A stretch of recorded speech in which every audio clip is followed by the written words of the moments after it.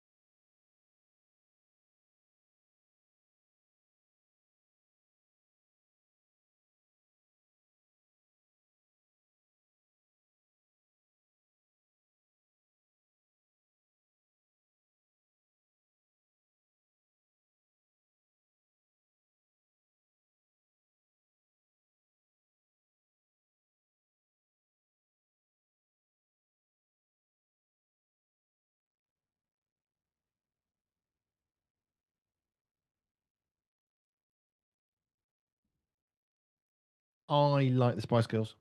Yeah, that was upbeat, energetic, brilliant. It's definitely that. Now, this is Stephen D and Andy B. Yes. I hadn't forgotten my name. And we are doing Live at 5. I'm not allowed to call it Bearded Blokes because you don't like it and your vote is better than mine, apparently. So it's called Live at 5, where we look at things that we're thankful for, always a good thing. And we just have a chat about the news. Hopefully, some news studies to make fun of. And we Absolutely. see where we go. And where we go, you don't need roads, just a lot of seat belts. Yeah, it can be a bit chaotic. It can be crazy, but it's always a good laugh. This one, Live at 5, or Oh, Bearded there's lots of Blokes. fun. I'm okay with Live at 5. It's fine. I'm not in a mood. It's okay. I will survive. No, not let's sing that. Now we what are you thankful for at the minute? Things I'm thankful for. So I love it when the seasons change and how light or dark it becomes in the evening. So it's currently getting lighter, which I'm enjoying. I don't like dislike it when it gets dark. I actually quite enjoy it when it gets dark, but I also enjoy it when it goes back to being light. The changing of the seasons, I guess that's something I'm thankful for. Like changing of the guard. Yeah, yeah. Probably not actually, but anyway. Right, now we are thankful for lots of things. Would you like to give me 3 things that you are thankful for? This is the super simple part of the show that somehow always ends up really complicated, and I still don't know how.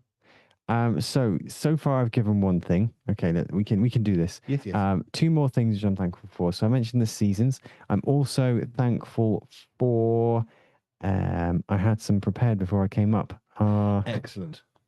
I'm thankful for the seasons changing. I'm also thankful for earlier in the week I created firelighters using cotton wool. Oh no, this is epic. Yeah, This is genuinely, properly, spine-tinglingly exciting. So we were about to run out of firelighters, and we have a choice: run out of firelighters, or make some firelighters. Can't afford to buy any more right now, so hey, we'll make some. It can't be that hard. We always keep our scrap paper. We don't have a shredder. It broke. That's okay. It's fine. We use it to light fires when we need to. It's brilliant. Or if you're really cold, you just want to get some heat, chuck a load of paper on it. Does its job. But you discovered a new, I mean, this is so exciting. You discovered a new way of lighting fires that one works, which is always one of those. Have I just created a ticking time bomb that's going to destroy the house? So one, it actually works, and number two, it works better than the paid for firelighters. And number three, it uses stuff you probably got in your house right now, and it's really effective. yeah, it was amazing. So it was something I saw on a video. There is a use for social media, as it turns out. Social media actually can have a positive purpose in the world. Yes. Who knew it was true? I mean, there's so many videos. Who knew it was true? I am a poet and did not know that I was. You're going so well. I know. So basically, I'm using cotton wool, which most people might have in the cupboard somewhere. Cotton wool has to be Specifically a cotton wool ball. yes. I want 100% cotton. It can't have any like fake stuff in it. And also Fake stuff. What sort of fake stuff can you get in a cotton wool ball that's not cotton wool? well, apparently some people might put in like polyester, so it will be partially cotton. Oh, that's not cotton wool, is it? Exactly. So we had some proper 100% cotton. And also in combination with that, some petroleum jelly, which probably most people have somewhere in the bathroom. Yeah, there's only. I'm trying not to say the brand. Brand's available. We know that. But Yeah. you know. Apparently, other brands work just as effectively. But anyway, basically, you combine those two, and you can burn for 9 minutes. As I discovered, 9 minutes it burned for. But this is the thing, you see. You can buy a pack of firelighters. You break them up. I usually break them into thirds, little blocks, little tiny things. Like 2 centimeters squared is usually enough, and it works. And most of the time, it's fine. It's convenient. You light match, off it goes. What we were shocked by was one: is this actually going to function, or are we going to create a problem? Have we just created napalm by accident? No, okay, we haven't done that because the Vaseline doesn't. It's not actually combustible. No, that's the strange thing. That's what. Which baffles my brain because if it's not combustible, how on earth can the cotton wool burn? Yeah, so that's what confused me. But basically, it stops the cotton wool from burning. So I tested this out. If you were to burn just cotton wool, it lasts less than a minute. But if you combine that with the petroleum jelly, yeah, less than a minute for just cotton wool. Actually, I would have thought it was just gone. No, it managed to last for about a minute and gone. Just in case you weren't sure.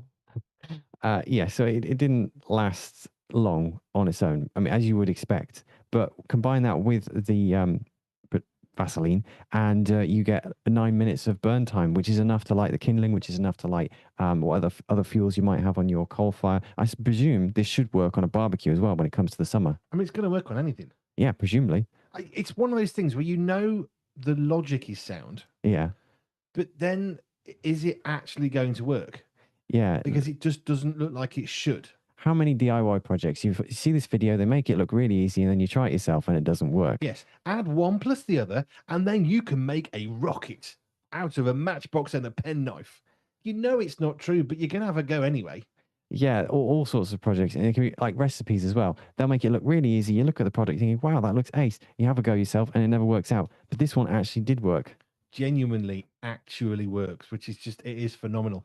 And it works so well. It's just we're never going to buy firelighters again. I know. Why would you bother? It's such a faff. We've always got every household in the world has at least 3 tubs of Vaseline at the bottom of a cupboard somewhere. You've probably got half a bag of cotton wool balls. Well, they're not as fresh as they were. We don't use them. I don't have makeup on anymore. Well, I mean, I never wear makeup. You know what I mean?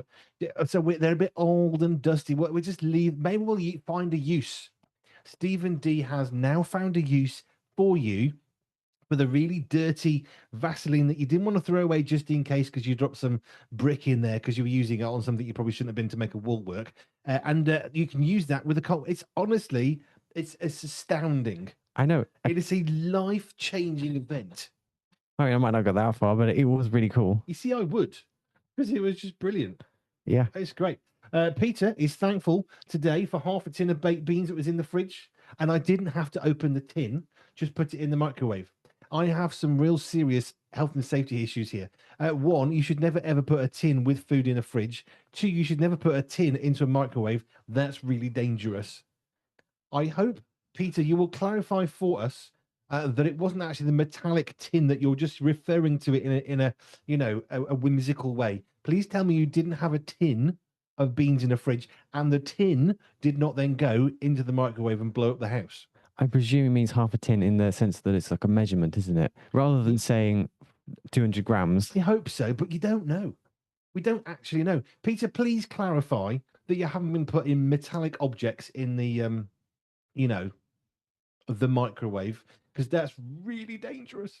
We presume not. We presume a microwavable container, but clarification would be much appreciated. Put my mind at risk. Please tell us that, Peter. We'd like the clarification. He also says, also thankful for snowdrops coming out. They are beautiful. Can we say beautiful as manly men? I think we can. Do you know why? Because it's absolutely beautiful, stunning, pretty, aesthetically wonderful. It nurtures the soul. It nurtures the mind and the body and the brain to see these beautiful little flowers that we do nothing to. They sit there all year, and then once a year they go, hello, spring is coming. It's brilliant. I love a snowdrop. They've got daffodils in the garden too. Yeah. Like, it's just, oh, I love nature. Yeah, that's why I was saying one of the things I'm thankful for is definitely the changing of the season. I've also talked about the firelighters which we made, which was yes, that's a big win. That yeah, that's a proper win. When you try something out as a DIY project and it works, it's just the best. Now the next thing is you're going to get cotton ball, cut it in half, and you're going to get less Vaseline and see how little you can get away with. Yes, I'm going to experiment with that definitely. Right, Peter's also grateful for Sudoku. Sudoku? Yeah, Sudoku, the Star Wars Lord who battles little Yoda in the 5th film, the Battle of the Clones. Yeah, him, Lord Sudoku. Sudoku. I'm very glad that people like Sudoku and I don't have to compulsorily do it. Yes, it's good for your brain, but it's not for everyone. Peter also says, thank you, Peter, for confirming that you've not blown up the house. There was no tin during the microwaving process of the beans. Cool. Well, you said there was. You said there was a tin. I think you meant it as a measurement. Yeah, like a cup of something.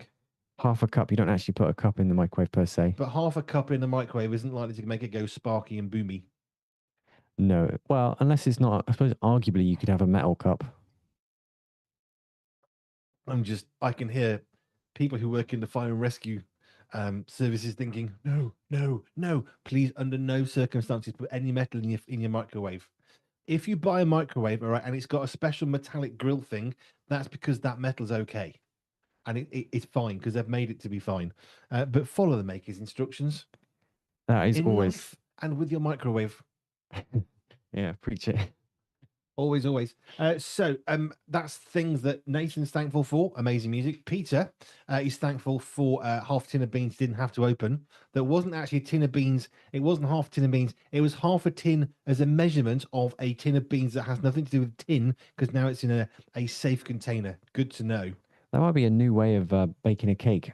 Put half a tin of flour. Yeah, get a tin of baked beans, put in some flour and some egg, and you can make a nice baked beans Victoria sandwich cake. That's not going to be taken off anytime soon, is it? Let's be honest. No. Now, I'm thankful for a few things. I'm thankful that Peter didn't have a tin in the microwave Mm, I'm thankful I didn't have a tin in the fridge. mm. There's two things, and I'm thankful that the house is still standing, and the microwave hasn't gone boom. I'm thankful for those three things, mostly because it's pretty much under your butt downstairs in the kitchen. So if that had gone wrong, we would have known. Yeah, we would have known. I mean, Yeah, yeah.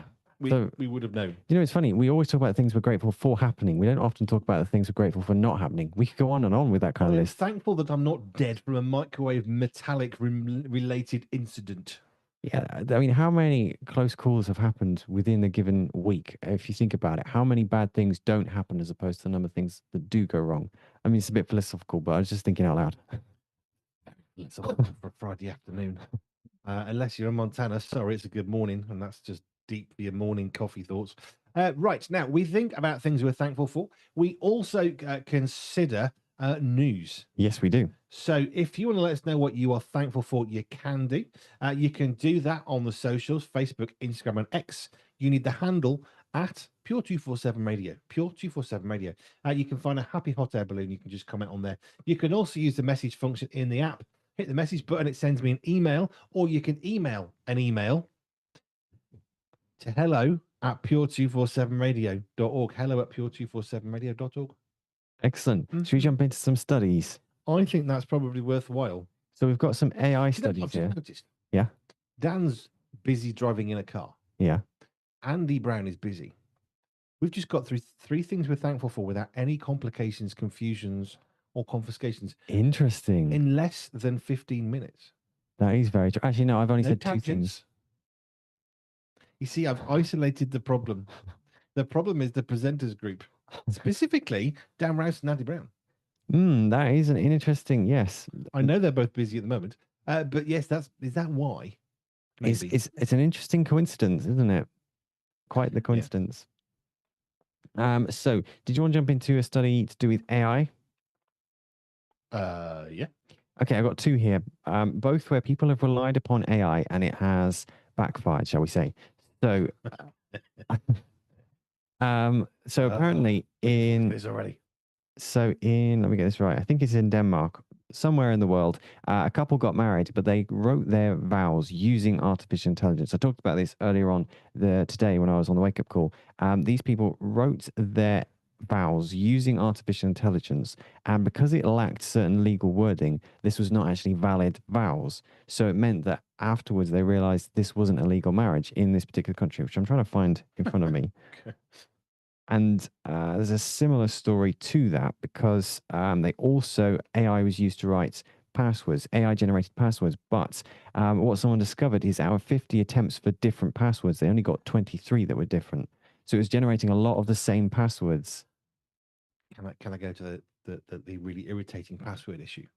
Oh, yeah. You know, when you go to log on something and you put your email address in and you put your password in and it says, no, it's the wrong thing. We don't recognize the username or the password. And you think, oh, maybe I've made a mistake. So now you go to the original thing where you save the thing that you set up for that thing in the first place. You copy and paste the username and you copy and paste the password. No, it's not right.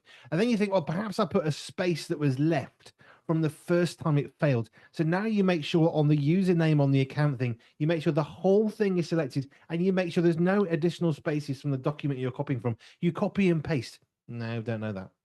Then you think, okay, it's failed. I don't know what's gone wrong. Obviously, I must have recorded it wrong. So then what you think is, well, click on this is dangerous. You click on the reset my password option, and then it takes you through this thing. It sends you an email. You click on the thing and it opens up your browser and you can, set it all up. And you put your email address in, you copy and paste that, and you think, I'm going to win. You copy and paste that in, and then it asks for your password. So you copy and paste the password that you had the very first time round that you think, well, I'm going to use that again in the future. No, you can't use that because you just used it. It happens so many times and so many people talk about it. How is that an option? There is. It does involve swearing, but there is a thread out there somewhere in internet land of somebody who actually went through. I don't even think it's a fable. I think this is real because everything of it just seems real. Where they actually they started putting in different passwords to the length of what do you mean I can't use this, and it gets bigger and bigger and bigger and bigger, and at the end you just put in 1 2 3 4 or something like that. It's very funny, but it's amazing how passwords can really wind us up. But of course, this is our information that we're trying to access. So I was making a payment. I bought a suit. It's the last suit I ever bought in 1998, I think it was. I bought a suit, and I bought it from this shop in Wolverhampton. I bought the suit, and I got a phone call the following day. Now I wasn't the sort of person to go around buying 500 quid suits. Okay, not in the 90s. It's the only suit I could physically find on a Saturday. The reason why I had to do this was I was best man at a wedding, and my suit ripped in the middle of the wedding, between the service and the ceremony. So I had to pop out and buy a suit. Went to all these like cheaper places, nothing. There was one very nice shop in Wolverhampton that had suits, bought a suit, 500 quid. The following day, it was a Visa card, and they rang me up and said, Mr. Berry, we're just checking if you're okay. It's very nice. Why? Well, it's just you made a very large purchase yesterday, and you wouldn't ordinarily do that. And because it's out of the ordinary, we're concerned about your well-being. No, you're not. You're concerned if I'm dead and someone's nicked my car and you can't get your money back. I know what you're worried about. We all know what they're worried about. But yes, that was a fun day in the annals of history. Yeah, it's funny. Last time I bought a suit, 1998. Yeah, it's funny. We don't really need suits nowadays much. No, that's why I wear a t-shirt and combat trousers with boots. Yep, and that's pretty much fine most places. Even like casual smart, the standards are much lower than they have been in the past, as I understand it. I had to go to the TV studios for Revelation TV in October of 2023, October, November. And Tim Vince recorded an interview with me that went out talking about Pure 24/7 radio. And they says, oh, can you just make sure you wear a jacket or, something? We need to clip on a special microphone. So I had to wear a polo shirt, which I had to go and buy because I didn't have any. Because I didn't have any. I'm not having a suit with a shirt. You can forget that. Why do you think I'm working radio? And then I had to wear. I have a waistcoat which I put on. I had one that I grabbed and threw in the car and drove off. And yeah, so that every so often the microphone was slipping. So every so often, like 3 or 4 times throughout the recording, they had to sort of rush in when the camera wasn't on me and move the microphone back up again because it kept slipping. Now that could have been solved. Just give me a mic. I'll hold the microphone. It's fine. I don't care. But I work in radio for the very specific reason that God told me to, and more importantly, I haven't got to wear a suit or anything smart ever. Well, it's not entirely true, is it? Because you did have to wear one recently. Well, okay, yeah. So I wore a black tie suit, which I did have to buy. Actually, I forgot about that one. Blocked it out of my mind. I had to buy a black tie suit. We didn't even know what black tie was. No, apparently it's got someone's got some stitching stuck on the side of the trousers. That's black tie. No, well, I think there's more to it than that. Really? Are you sure? I'm not sure. I'm not sure there is. Yeah, so we had to dress up for that one. So we got some shoes in the end. To buy some shoes. Tried to go second hand. Nightmare. I think Nathan, we got some parts. We got some parts for me. We're different sizes. So that didn't help. And then went to go and buy some new stuff, which was fortuitous because Nathan wanted the proper full-tie black tie experience. So a black jacket, black trousers, and the special like silk stuff that's stuck on the outside. All right. Yeah. That's basically that's what a black tie is, isn't it? Takes a nice suit and they stick on some silk. Black tie. Yeah, we'll charge you £1 gazillion now. So we bought the suit, but I really didn't want to wear that. And the lady in the shop said, you haven't got to wear a black jacket for it to be a black tie suitable clothing. This opened up options. So I had a green one. I had a green dinner jacket, which I love this. First person I interviewed on the red carpet at the Step Forward Awards in November. Is it November? I want to say November. I think so. First people I interviewed was Noel Robinson and Philippa Hanna. Okay, first people on the red carpet. I met Noel Robinson Richardson. Noel Robinson. Thank you. He's a lovely man. I met him at the J. John conference less than a month ago, and he said, "Oh, you were at the award. I remember the green jacket." I love the fact my green jacket was remembered by a man who meets way more people than I ever do, and I like that. That made me smile. Yep, green jacket's all you need. Green dinner jacket. I don't wear it often. I've worn it twice. That night and New Year's Eve party in this studio. It does seem odd that we'd spend that much money on something that's going to be worn once or twice. You're better off spending more money on the stuff you're going to wear every day. That's why I tried to buy second hand. Bought new what I needed to. Oh, and poetry in today. Yeah, it was going so well. Poeterizing and everything. Right, Stephen, you got some more stories? Yeah, so we were actually in the middle of, I don't know how we got onto suits and all the rest of it, but we were talking about AI generated passwords and also AI generated vowels that have been used. AI, the AI generated. Here's the thing about AI is, Andy was talking about this in one of his articles, and the thing is, when you actually use artificial intelligence, and you can say, "Can you please copy this image?" I don't know, 500 times. It can't. It can't copy. See, for me, I just copy and paste 500 times. But AI thinks, oh, I've got thinking powers. I'm going to make it better. So you end up with a box that finishes up as a cow sitting on a chicken on top of a mountain, when all you're trying to get it to do is copy and paste a box. I love AI. It is so ridiculously stupid. It's going to save the world. I was reading something by Mark Preston the other day, who watched a big long piece by Elon Musk, who said the greatest challenge is going to be the cost of generating the electricity for the AI. The world cannot cope. Now, I said that. Nobody cared. Elon Musk says it. Oh, that's a good idea.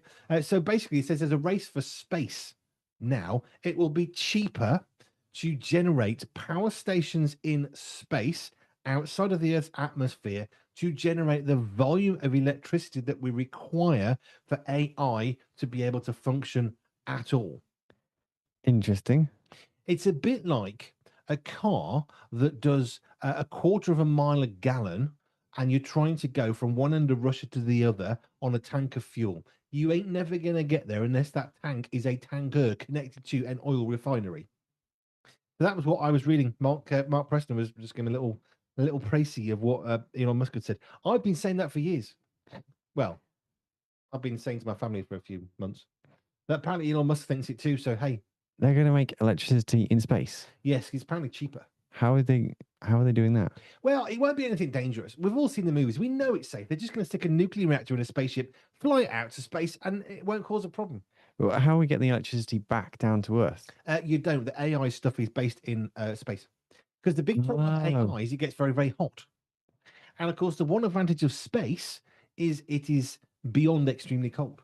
Oh, So if you okay. put computers working away in space and you warm them up just enough so they don't get frozen, then they'll stay cool without all the stuff that you have to have on the planet. So I don't know, it's solar power, I guess, Ah, would be okay. the one.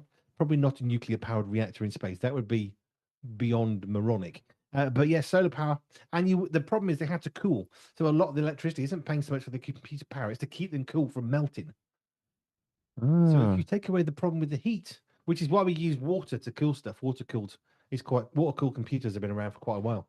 And the reason is because you don't have to worry about the heat. so up next, space cooled computers. Space cooled computers. Cool. Well, And some asteroid goes smashing through it and you've just lost all the data. I mean that could happen. They'll put that into their risk assessment, I'm sure. Yeah, it'll be done. It'll be a proper risk assessment. Yes, we could all die. It's okay. I think is what's going to happen. I've watched Armageddon. Bruce Willis and the Americans saved the world. I haven't actually seen that one. You don't want to watch it. Oh, okay. I had heard it was a little bit naff.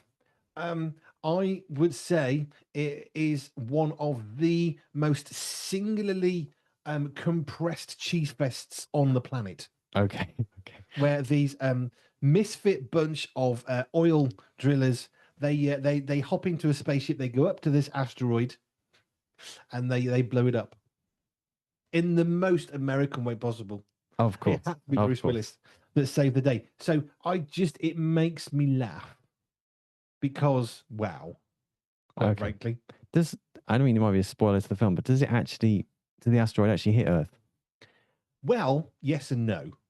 Okay. The mission is basically successful, but when you take some and you blow it up into lots of small pieces, some of those small pieces might do stuff. Okay. I have an idea for where the film might go. Okay. Yeah, but only Bruce Willis. It's like I love the fact they owned it. What was the film? Monsters versus Aliens. It's a cartoon set in America. It's very funny, and there's this narrator voice. America, the only place that aliens ever landed. It was funny. Yeah, no, that's priceless. They were taking the mick out of themselves, which I approve of. Yeah, absolutely. If you can take the mick out of yourself, then yeah, that's good. Yep. Why is my computer doing that? There we go. Right. So I've got more stories. Yes, I have. This is okay. How about a new study that we don't know isn't new? What isn't what? A new study, which we know isn't new. Oh, I thought you meant the word no isn't new. It's like, no, it's been around for a while. Do you want one of them? Yeah, yeah. Okay, so we can One of mock it. them. So, a new study has revealed a growing problem for drivers: headlights that are too bright. Okay. This is apparently new. Well, I wouldn't say new personally, but still. Well, it's funny because if you read further down, since 2013, bright headlights have been linked to around 280 crashes in the UK. It is ridiculously bright. Yeah, it's a real problem. Apparently, 22% of drivers actively avoid driving at night as a result of the bright lights. Yeah. Which, yeah. It is getting a bit ridiculous. I mean, let's be honest. It's one of those where advancements in technology are brilliant, but sometimes less is more. And these headlights are getting way too bright. I was talking about this on the wake up call this morning because it's just getting way, way, way too bright. And the consequence of that is, well, apparently 280 crashes since 2013, which, I mean, the grand scheme of things isn't many, but it's enough that we could, be a bit vexed by that. Do you know what happened? Do you know why it's gone out of control? This isn't political. I presume because no one thought about how far it would be too far. No, this is exactly it. So there were standards. Okay, so the old-fashioned halogen bulb, it wasn't bright enough. So manufacturers said we can make it really bright. So they pushed that technology as far as it can go. And then they said, well, we can go better. We can do LED. And the thing is, because LED is coming from the manufacturer, this is a really bad Andy B paraphrase of it. Because it's coming from the manufacturer, whether it's Citroen, Audi, Ford, whatever, they're making these cars with these lights. And the government are then going to say yes or no. And they've got standards. Because it's coming from the manufacturer and it's not a halogen bulb, the government have gone, I don't know, maybe it should be right, it's fine. And they haven't actually put the standards in for the brightness levels. That's a really, really bad paraphrase of it. So it's sort of the manufacturers doing something really clever, the government going, well, I don't know. And then we've got bright lights. Yeah. I personally think they should all be retrofitted back to halogen. I genuinely think, for the sake of safety on the British roads, we should have all the LED lights stripped out of cars and forcibly made either to xenon, which is okay, or the halogen. I think all LED lights should be banned and made illegal, and every manufacturer should be forced to pay to have them change back to halogen or xenon, which is less bright. And I think, according to this study, the majority of Britons would agree with you on that. They're just too bright. And that's not politics, by the way. I was reading up on this not long ago. That was from the AA or the RAC, something like that. And they're saying the problem is there are no standards for it. So there's no way of testing it. Therefore, they can't say if it's okay or not. And it goes. It's fine. Even though it's not. It's just one of those things, I guess. We were talking about bureaucracy on this morning's wake up call because it's a really hard word to spell. And it's very hard. This is a case of bureaucracy. It is bureaucracy gone wrong. Because ultimately, LED lights are dangerous, period. End of story. There is no debate. You can't say they're better. No, they're not. They're dangerous, period. End of. You've got AA guy was being asked by I was watching a news clip somewhere recently, and they were saying, oh, how often is it like 1 or 2 pothole calls a day that you're getting? Oh, no, he said, it's at least every other one we go to now is a pothole has destroyed a car's wheel or tyre. Every other call, he said, I'm going to now is a pothole related to accident. 50% of the accidents this guy's having to go to or car related problems is potholes. Yeah, they are getting pretty bad, but it's good to see some people with a sense of humor. So they'll stand outside potholes and they'll pretend to go fishing or pretend to go diving. Do you know, they used to do this with AI. There's a classic photo of somebody in a scuba gear in a pothole. And so everything, it's AI. Do you know some of it really isn't? And that's the scary thing. People are not using artificial intelligence to create a landscape out of a pothole. There is an actual pothole with an actual landscape being made out of it because it's so bad. Yeah. There was a thing I was about to say, but that definitely is politics. I'm not showing that one. It was all to do with the rate at which potholes are repaired and fixed once they've been notified there's a problem, how long it takes to do those, as opposed to other related items that generate funds for councils and governments, which can be replaced in the morning, as opposed to potholes which kill people, which can take 2 to 4 weeks. Yeah, I guess we ought to move things along, shall we? Very cautious. But it made a good point. If they're making money out of it, they'll fix it quick. Potholes, it costs them. It does, but it is kind of what they're there for. Yeah, the thing that annoys me, though, is somebody who actually does pay car tax and insurance, all the rest of it, has driven 30 years plus. potholes. I mean, they're going to happen. That's fine. We understand potholes will happen. The problem is those responsible for fixing say, well, it's been a winter. It's not our fault. You know, the roads have had heavier usage. Here's Andy B's little rant. Electric cars, which are terrible for the environment, are a million times heavier than a standard car, destroying the roads at a rate that we have never seen before. The roads are now terrible, and they've got potholes all over them. It's not winter, it's electric cars. Sorry, just is.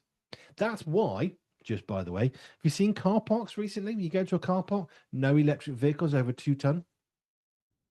You've seen Wow. these signs? I can't say that I have. No, I have. I've noticed these. The car parks are having to say, sorry, no electric vehicles, because the building will fall down. Mm. Yeah.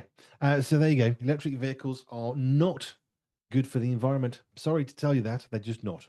Do you know, I'm trying to keep track of how we're getting onto these subjects. I'm losing track, actually. I think we are going on tangents. Oh, no. See, Dan will be laughing now. I'm pretty sure. So where did we start? We were starting with a study on, I can't even remember which one it was. Oh, headlights being too bright. Then that moved on to potholes. Well, if you can't see, you're going to hit a pothole. And then electric cars. Yeah. To be fair, I can't say that electric cars are the worst for bright headlights. It's all modern cars. Yeah, a lot of them do, because LEDs use such a tiny amount of electricity. That's why they like them in electric cars. I have seen 1 or 2 cars. I think they're prototypes, but you don't have wing mirrors. You have cameras, like cameras instead of mirrors, which is a bit peculiar. That's on trucks, but also on cars. Stupid. I have thoughts on that. There was an Australian trucking company that bought these brand new trucks, and they refused delivery until they had proper real mirrors put on. Yeah, real mirrors can't go wrong. Well, unless they get broken. No, exactly true. I drove trucks for many years, and no, sorry, internal digital electronic mirrors, stupid, because all it's got to do is break, and now you can't see anything. Well, there's no need to hold back. You can share your opinion on this. They are stupid. Okay. If they work, I'm sure they can be good. I run a digital radio station. I made this from nothing with you. We created it from zero. So we like technology, but some technology, no. Just because we can take something that's a mirror and reflect it and use a really fangled, complicated, technologically driven camera that has to go through a bank of computers into something that can then project the image, or you could just use a mirror. Yeah, I mean, they have their reasons, I'm sure, but yeah. It hasn't lifted the standards of trucking. I'm going to say that without any question. On my license, I let my license lapse a while ago. Had to go for medical and all that. I just thought, I don't drive. I'm not going to drive a truck ever again. God very clearly told me not to do that again, so I'm not. So lost my license because I just thought I don't want to keep it. It's fine. I actually wrote and said, please take it off me. I don't care. I'm not having a medical. Just give me a license normally. So we did all that. But I would say the standard of trucking with these new fancy mirrors, it's not made it better. Because I watched truckers today thinking, that's shocking. Have you even passed your test? Some of the standards are just so appalling, and I'm sure it's because of some of the technology, because I rely upon it. I remember we watched a car the other day, and the woman was in the car reversing, staring at a screen as she was reversing. I was terrified. Just get rid of all reversing cameras. They have their use on a truck, on a building site. Absolutely. Just no. Cars should not have reversing cameras. They are ludicrously dangerous. Yeah, we can become much too reliant upon technology. I guess Jeremy Clarkson had a great idea about making cars safe. Do you remember this? Yes, I do. I am not saying this is a good idea. I'm just putting it out there as a suggestion. He thought it was a good idea. Instead of an airbag in a car, you stick a spike. So how slowly would you drive your car then? It's a good point. It made us think. It does make you think. I mean, it doesn't seem sensible, but it is a valid point, actually, how reliant we can become upon technology. But it reminded me of Astrid on How to Train a Dragon, who rides a dragon with spikes pointing at her face. Yeah, I wonder. I would be terrified. Give me a different dragon. Funny, isn't it? I mean, which dragon is safer? I don't think anyone has asked that before. No, I think her Nada was not. a good dragon to ride because it's got spikes sticking at her head, at head height. This is it's health and safety. It's like all these. You watch a film like Star Wars or whatever, and they've got this like serious health and safety issue. Star Wars, they got a little thing they're going to walk across with like a 1,000,000-foot drop without a handrail. Without or a handrails. barrier. That was on Lego Star Wars. They did point out that lack of a handrail because one of the Honestly. Lego minifigures fell down and said, "Oh yeah, we really should fix that." Yeah, it's just why would you do that? Right, I need to have a quick look at my logs and what's going on here. Yeah, What's coming up for the rest of the day, Stephen? While I just try and tidy this up just momentarily. absolutely. So you're listening to the Get Your Home Show with Andy B. We're on for live at 5. We're on Facebook and YouTube, and we do this every Friday after 5 o'clock. Andy Yes, B. sorry, And he'll be back next week for more. yes, I will be back next week for more of the same. But coming up after the Get Your Home Show, you can look forward to the Weekend Wind Down Show with Nathan Thomas. He'll be helping you to wind down for the weekend with some relaxing tunes. And then from 9 to 11, you can look forward to the Tens show. So that's music from the decade of the Tens. If you enjoyed that era, which wasn't that long ago, if you enjoyed the music from that particular era, you can hear all of them here on Pure 247 Radio after 9 o'clock right through till 11. After that, we've got pure music right through to the morning, and then we've got the weekend with shows starting. Andy Brown from 7 till 10 with Wake Up at the Weekend, and then we have some repeated shows. So we repeat all the decade-specific shows, 70s, 80s, 90s, noughties, and 10s are all repeated for you, so you get the chance to hear them if you didn't earlier in the week. And then we also repeat the rock show tomorrow evening, which I do believe is from 9. I think it's from 9 to 11. I can't remember. Either way, brilliant show. Highly recommend tuning into that because that's my show, which was on a Monday. And then on Sunday, we've got Pure Worship in the morning from 8 till 12. Leading the way with Dr. Michael Youssef from 12 till 1. Coffee Table Theology with Gareth Higgs from 1 till 3. And then you've got the Get Your Home Show and School's Out. It's not School's Out. You've got Family Focus followed by Endurance. There you are. Get there in the end, eh? Right, now we need to lose a song. See, they're all really good, aren't they? No, Hard to choose. I can't get rid of them, so I'll put it there instead. Okay. There we go. If in doubt, knock it down a bit. Yep. I'm just trying to change that to that. So I didn't do my logs like I normally would at this point, so I'm just trying to, Talk amongst yourselves doesn't really work for radio. There's a new thing from Dan Rouse that Nathan's put on the system. Has he? At the start of this hour, and I forgot about it. Oh dear. We'll fix it for next week, eh? You can play it afterwards for a laugh. If I can find it. How many B's are there in the word Dan? There we go. Not that many. Title. No. Well, that's quite funny. Put that one in. That's worth putting in just because it's quite funny. What have we got here? No, that's box. I want Christmas stuff. I'm getting everything from Dan Rouse. So we're looking for a particular station ident as recorded by our very own Dan Rouse. Yes, but not Christmas. Yeah, not Christmas. That wouldn't work. Just talk amongst yourselves when you just. Can't have dead air. We can't have people talking amongst themselves while it's not quiet that here. one. No, that's Christmas. I want Christmas. I forgot. It's got a name. No, that's his voice links. That's no good. Yeah. No one knows. Oh, here. Nathan's just helping me out.